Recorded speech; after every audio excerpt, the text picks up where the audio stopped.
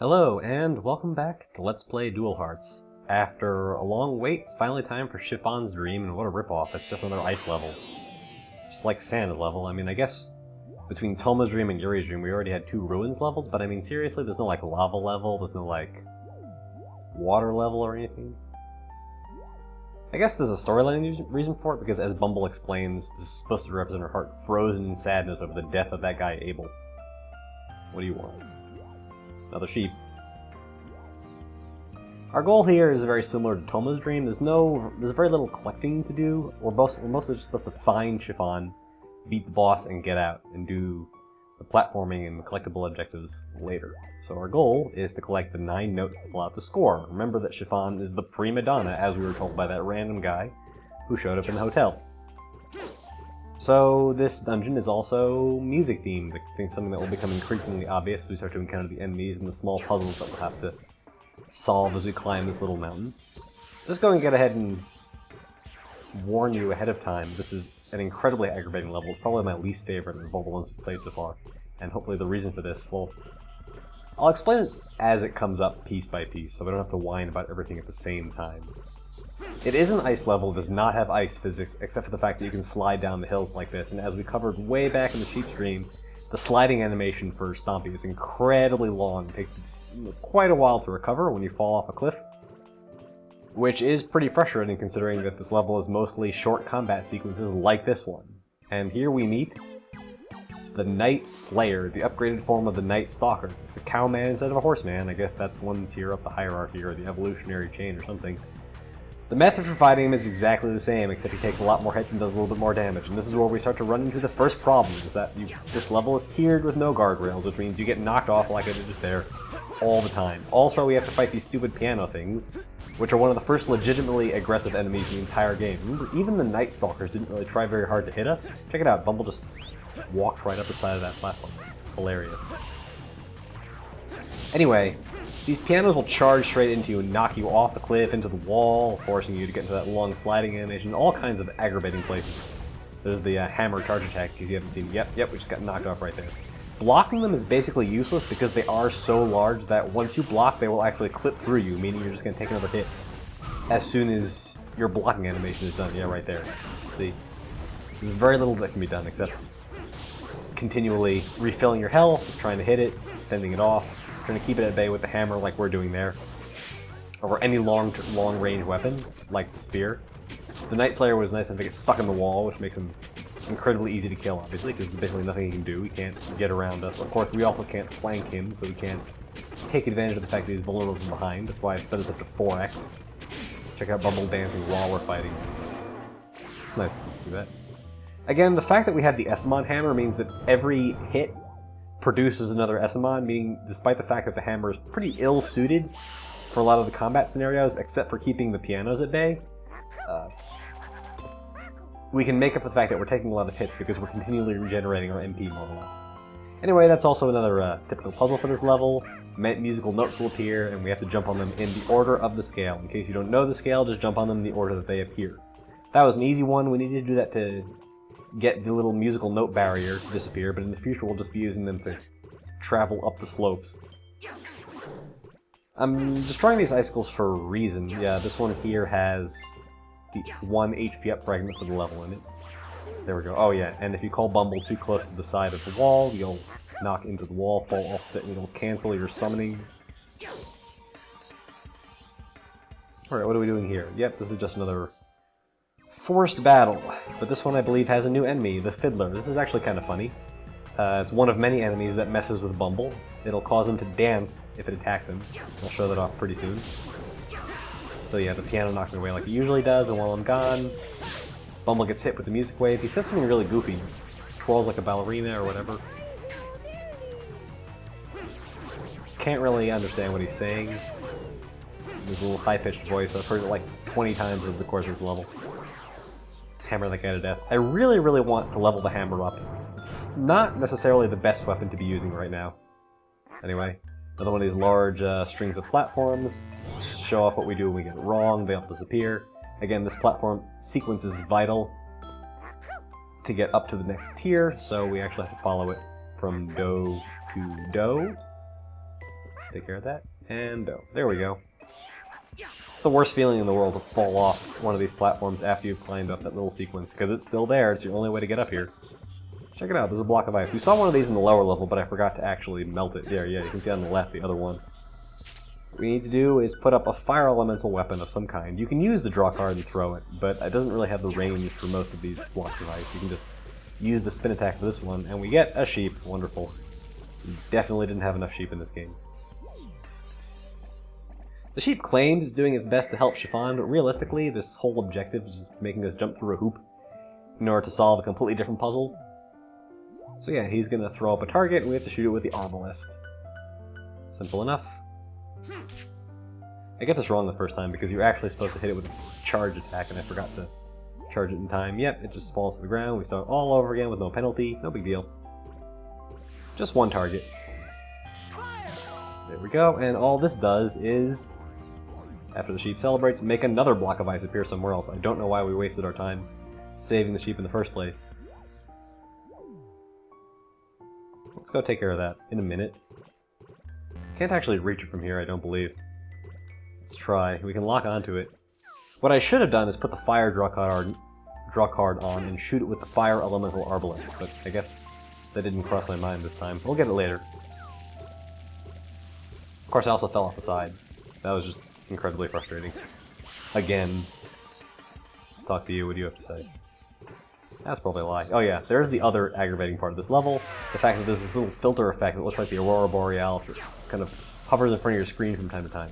Anyway, we can melt that block of ice and we get a bell. This is what the sheep was talking about. We can get the musical notes from this. How do we gather them? I actually forgot how to do this in my first playthrough of the level. My first goal was to shoot them with the arbalest like we got with the powers of nature in Lillian's Dream, but that doesn't work.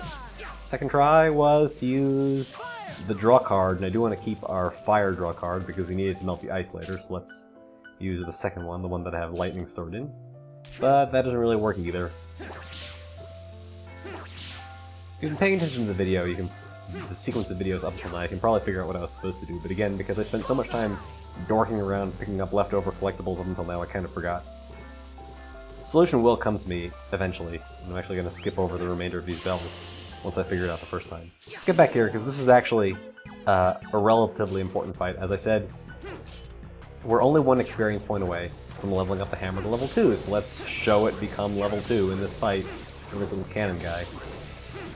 This actually turned out to be a really good strategy for fighting the pianos using an elemental draw card because it induces a long hit stun.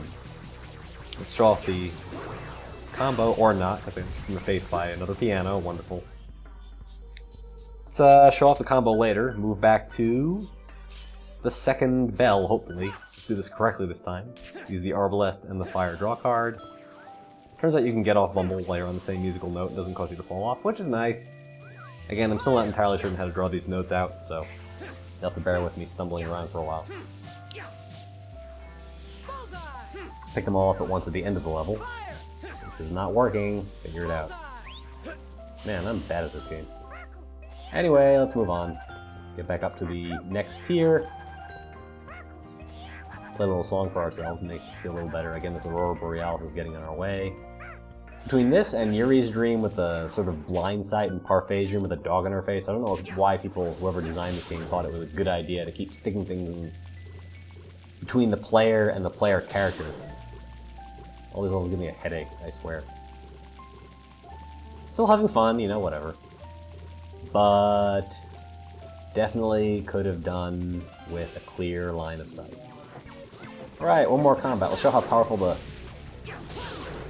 hammer really is. Note that it only takes 2 hits with the proper elements to kill that icicle guy, and that's with the level 1 combo, more or less. The combo is supposed to work. You do that little hit, and then you just flip, which hits the enemy a second time. But with the hit stun from the elemental draw card, they're usually stunned when the second hit actually takes effect, which makes the combo almost useless. In fact, it happens a lot with enemies in general, which means you usually don't hit with the second hit in the hammer combo. But still a very strong weapon. There's also a secondary problem with the Esmon hammer that came up there. Since you're continually hitting the hammer and spawning Esmons and then killing the Esmons with more hammer blows, the floor is always littered with dead Esmons, meaning that you run the risk of accidentally picking one up with the square button, assuming that's what you have mapped to your attack. which did happen there. Oh, check it out, a black Essamon. Maybe that rare event will find what happened. Nope, it was Puntim. That icicle also had a tummy up fragment in it. One of the only collectibles we can pick up on the first run through this level. What do we get? Attack up S. No, that is not what I'm looking for. These aren't the droids we're looking for. Whatever. Slide down, because we actually need to this time. This whole jumping sequence is surprisingly difficult, just because Bumble's shadow doesn't really show up on the actual platforms. It continues to ghost through them to the ground, so it's very difficult to tell if you're actually over the platform you're going to land on. But thankfully I happened to get this in the first try, so it wasn't really an issue. Moving on, we are almost at the top, finally. And these Night Stalkers again. Don't really need to show this. All these are enemies we fought already, so let's skip forward a little bit. There's an enemy on the side, which is one of the ice enemies. It's not really a big deal. At some point, I think during the middle of this fight, I finally got sick of trying to use the hammer. I'd like to level it up because it's absolutely critical for the final boss fight and a few of the later optional combat challenges. So basically, I'm sort of mortgaging a little aggravation now for ease of use later and saving myself some grinding time. But eventually, I don't know, we just stuck with the spear. Because I know how to use that. Anyway, let's move on to the sheep. Finishing that fight triggered the sheep to move up a tier, meaning we have another archery challenge. As usual, we are beholden to the whims of sheep. There he is, look at him dancing down there, all happy with himself.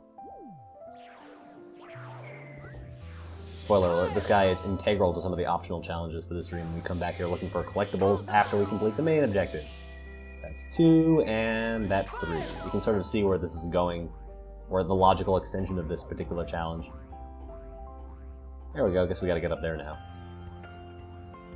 Very peaceful music.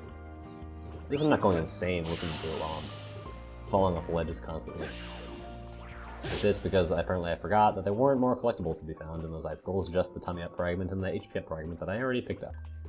Let's ignore the box for now. Oh god, there's the Aurora again.